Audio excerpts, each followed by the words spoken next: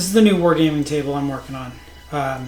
It's a 44 by 60, so kind of the GW's mid-range minimum size. It's a size that I've always played with. Even when I had the 4x8 table, would never use all of the squares. I have like the nice GW 2 foot by 2 foot square table. Always played on like the medium size. So went ahead and made this. It's a frame of 1x2s. I can show you a picture of that. Frame of 1x2s, and then some scrap plywood I had laid across the top of that. And then I found these nice, they're 1x3 pre-primed, so really straight cut framing pieces of wood. Put those around the outside, give it a nice lip. Obviously that'll get painted black. I got to clean up the edges. I went through and painted a dark brown color.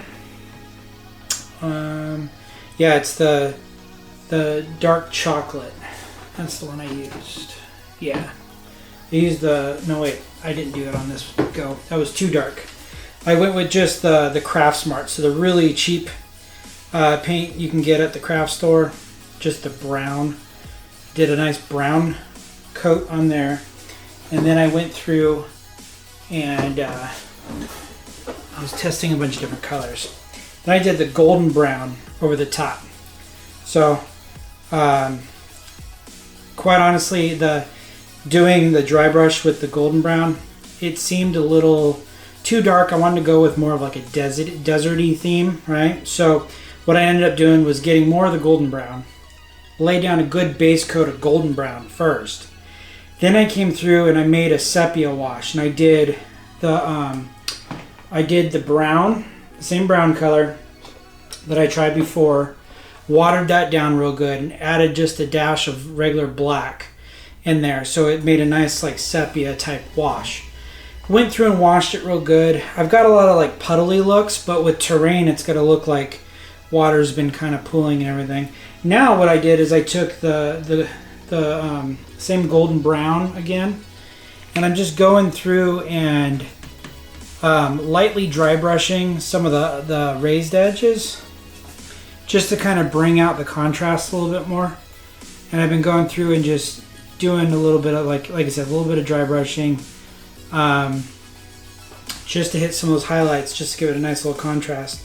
And then I'm going through, and as I'm repainting my army, I'll do probably I might kind of do it in reverse a little bit, because I use cork and the really coarse sand or really fine sand on the bases.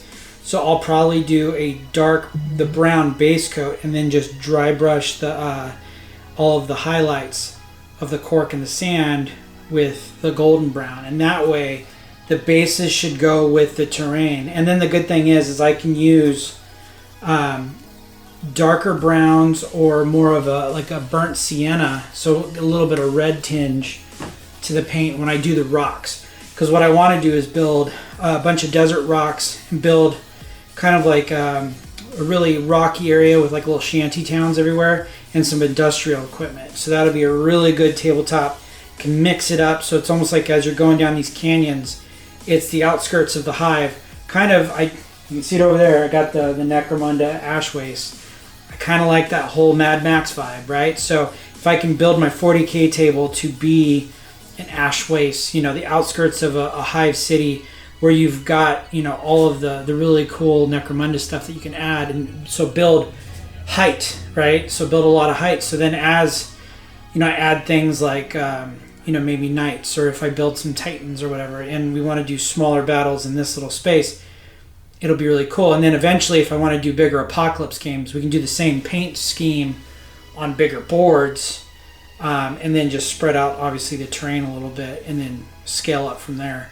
Because obviously, if you stick a titan over in the corner, it's got full coverage on this size board, which might be kind of fun too, because you can just park it and leave it and just be shooting only. But yeah, so going through, going to dry brush it, and then I'll kind of show what the finished product looks like at the end after I'm done dry brushing, and go from there. But yeah, this is nice and sturdy. It's all plywood.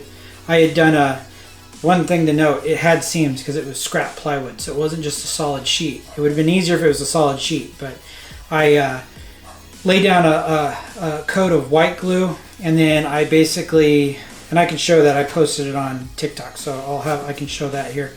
But yeah, I basically took newspaper and laid it across the seams, and then laid down a nice coat of white glue across the whole thing, so that way the paint wasn't going to absorb in too crazy like. Then I went through, stippled on wall spackle, watered it down, stippled it on, got all this nice little detail. Like I said, did the base coat, did a wash. Now I'm going to dry brush, and then I'll go through and I'll clean up all the edges. And once I'm done cleaning up the edges, the table will be done, and I can move on to building the terrain. So let's check this out.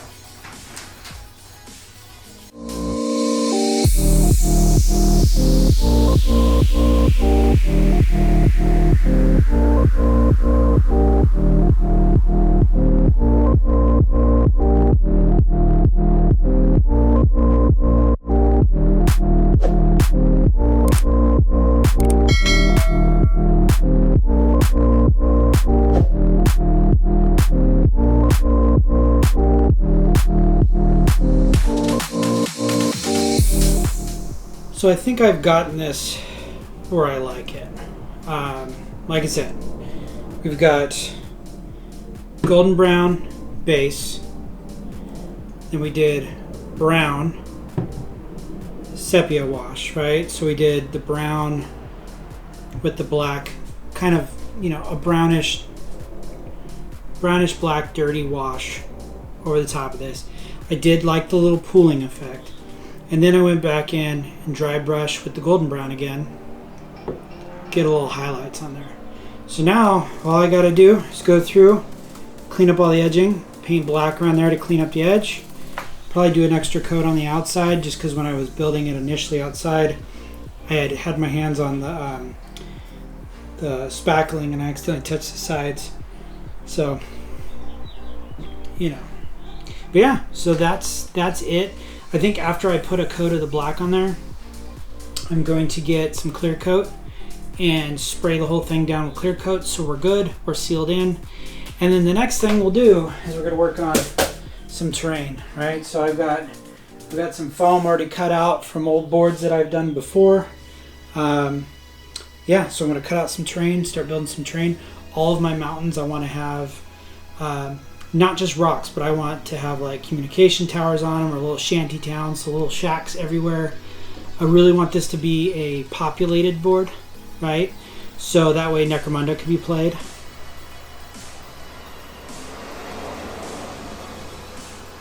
Wait for the car to drive by. I'm in my garage door's open, it's hot out, I'm sweating. But I really do want to play Necromunda or Kill Team on here as well.